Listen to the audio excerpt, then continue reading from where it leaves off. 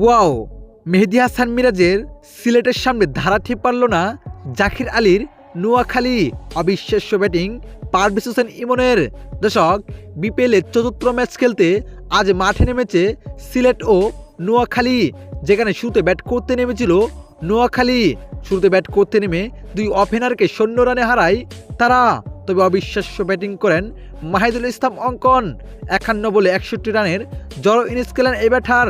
দুর্দান্ত ব্যাটিং করেন জাকির আলী অনিক। 17 বলে 29 রানের ইনিংস খেলেন। শেষ পর্যন্ত 7 উইকেট হারিয়ে 143 রান করতে পারেন তারা। এ রানের জবাবে ব্যাট করতে নেমে সাইম ওয়েবকে 0 রানেই হারায়। রনি তালুকদার 9 রান করে ফিরে যান। জাকির হাসান 13 রান।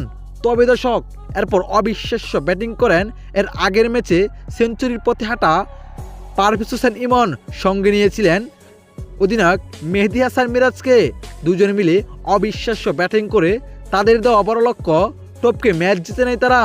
এর সিলেটের কাছে হেরে পয়েন্ট টেবিলে তলানিতে জাকির আলীর নোয়াখালী।